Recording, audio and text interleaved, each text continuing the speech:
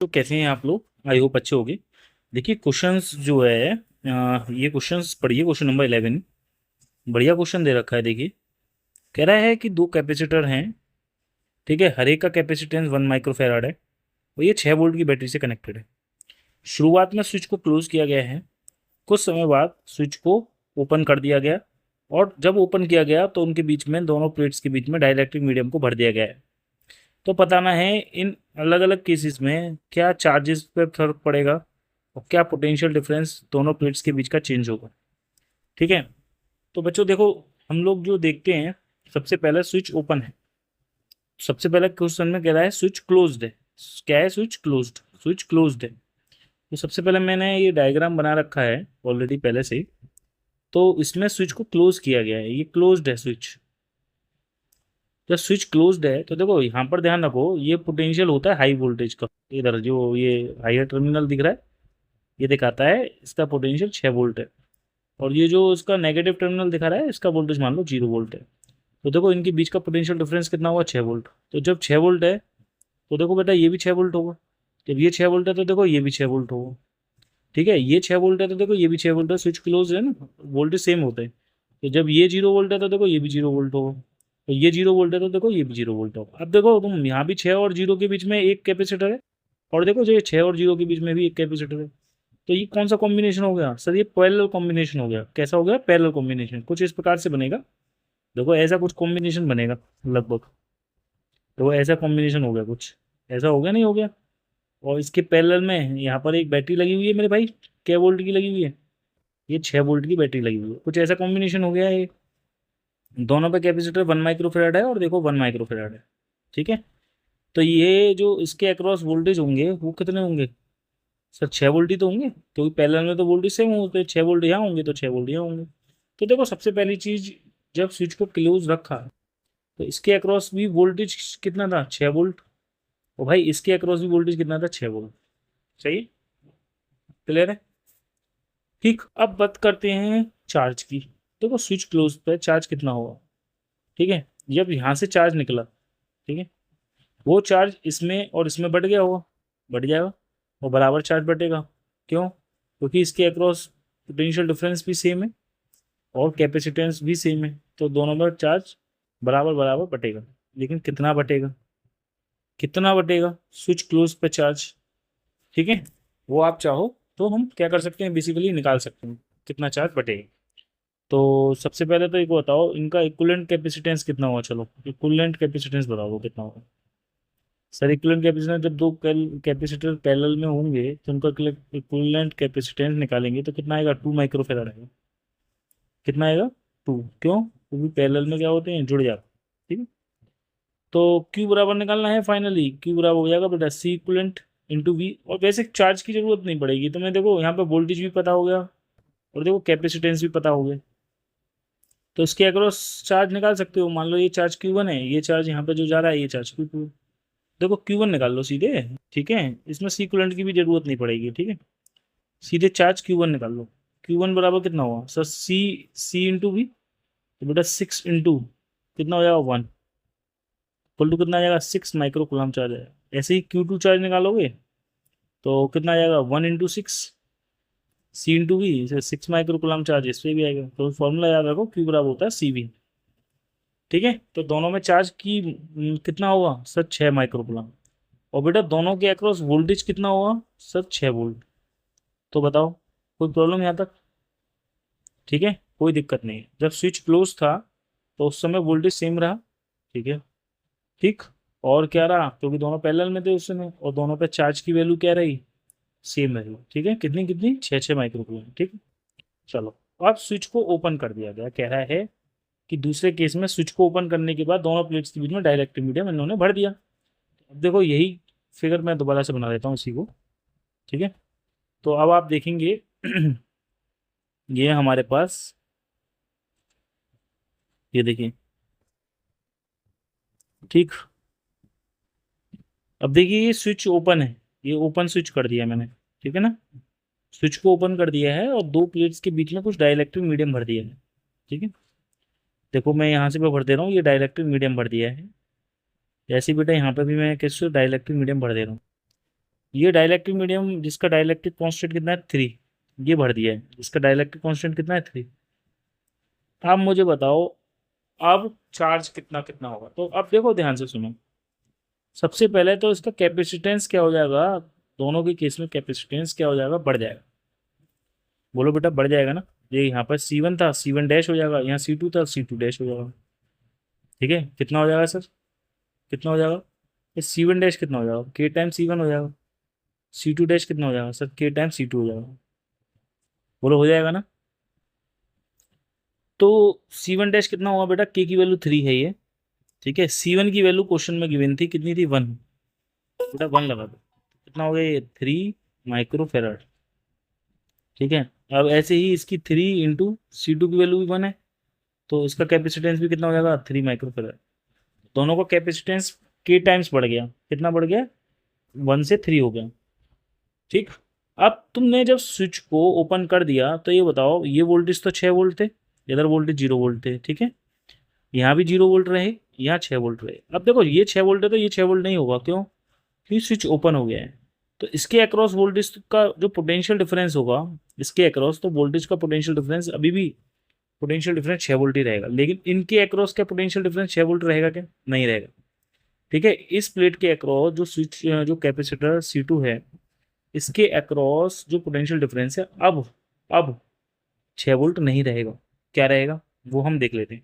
पहले ये बताओ, जब तुम्हारे को ये पता है, वोल्टेज पता हो गया सर, C1 डैश पता हो गया, तो चार्ज निकाल सकते हैं हम, Q1 डैश बिल्कुल निकाल सकते हैं सर। Q1 डैश बड़ा हो गया होगा C1 डैश इंटू जो वोल्टेज है हमारे पास। C1 डैश कितना है बच्चा, C1 डैश है 3 माइक्रो फेराड। ठीक है, वोल्टेज कितना है सर 6। तो बताओ चार्ज कितना आ गया यार, 18 माइक्रो कूलम चार्ज नहीं आ गया, बोलो इतना ही तो चार्ज आया, यही चार्ज तो निकल गया है हमारे पास, कितना 18 माइक्रो कूलम। ठीक, तो बैटरी जब कनेक्टेड रहेगी, याद रखना है, अभी मैं आपको कंसेप्ट ये लिखवा भी दूंगा। ठीक है, जब कभी भी बैटरी अगर कनेक्टेड रहती है, क्या रहती है, बैटरी कनेक्टेड रहती है, तो याद रखना है पोटेंशियल कांस्टेंट होता है, क्या रहता है कांस्टेंट, V कांस्टेंट रहेगा, और चार्ज K टाइम्स बढ़ जाता है। चार्ज कितना टाइम्स बढ़ जाता है, K टाइम्स बढ़ जाता है, ये कंसेप्ट है। ठीक है, और अगर बैटरी डिस्कनेक्ट रहेगी तो चार्ज कांस्टेंट रहेगा, वोल्टेज K टाइम्स घट जाएगा। देखते हैं अभी, चलो यहाँ पे तुम ये देख लो, बस चार्ज K टाइम्स बढ़ रहा है, वोल्टेज सेम है, दिख रहा है ना यहाँ पर। वोल्टेज की वैल्यू तो सिंपली C1 के अक्रॉस 6 वोल्ट ही है, पोटेंशियल यहाँ पर देखो कांस्टेंट है, यहाँ पोटेंशियल कांस्टेंट आया है C1 के अक्रॉस, देख रहे हो।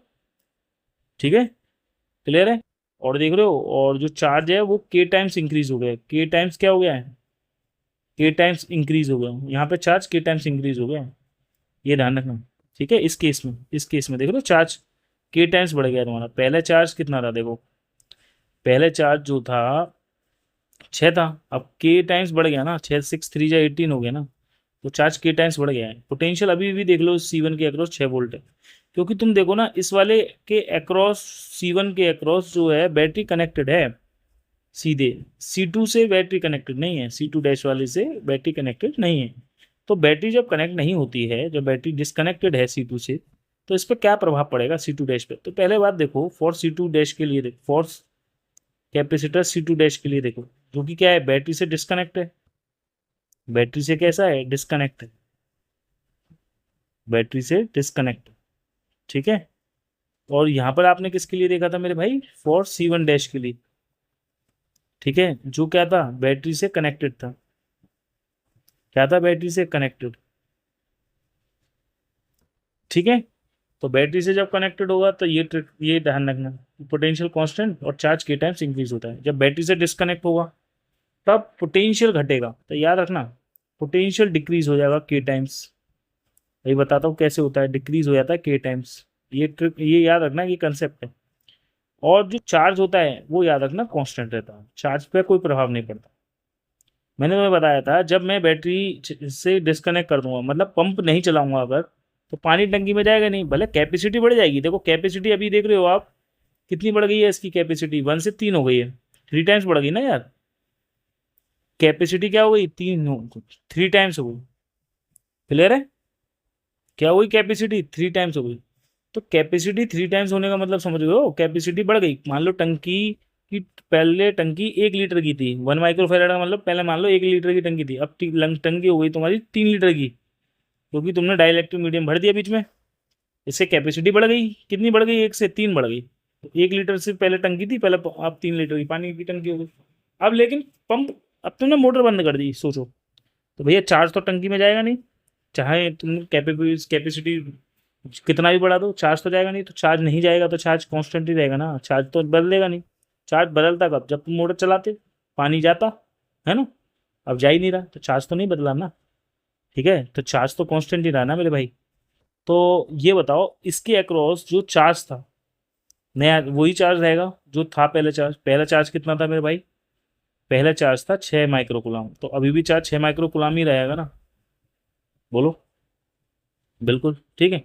पोटेंशियल पे क्या प्रभाव पड़ेगा भाई, पोटेंशियल पे प्रभाव पड़ेगा कितना, क्यू बराबर होता है सी वी, ये तो पता ही है, तो वी बराबर होगा क्यू बाई सी, तो q two dash by c two dash. तो देखो पोटेंशियल घटेगा। अब देखना, क्यू की वैल्यू कितनी है 6 अपॉन सी टू डैश की वैल्यू कितनी है 3। बताओ बच्चों पोटेंशियल कितना होगा, सर 2 वोल्ट होगा नहीं होगा, बोलो होगा नहीं होगा। तो पोटेंशियल पहले कितना था इसके अक्रॉस, बताओ, सी टू के अक्रॉस वोल्टेज कितना था पहले ही बताओ, 6 वोल्ट। अब वोल्टेज देख रहे हो कितना हो गया, 2 वोल्ट हो गया। तो बताओ वोल्टेज घटा है, कितना घटा है, पहले 6 था, देखो पहले 6 था, पहले वोल्टेज 6 था, नया वोल्टेज कितना हुआ तुम्हारा, 2 हुआ। तो इसको कितना घटा है, ये 3 टाइम्स डिक्रीज हुआ है, 3 टाइम्स क्या हुआ है, डिक्रीज हुआ है। 3 टाइम डिक्रीज होने का मतलब क्या है, 3 क्या है, ये डाइलेक्ट्रिक कॉन्स्टेंट ही तो है, तो ये के टाइम डिक्रीज हुआ है, ये तो कह सकते हो। तो ये भी तो कह सकते हो नया वोल्टेज जो है, अगर पुराने वोल्टेज का के टाइम डिक्रीज हुआ है।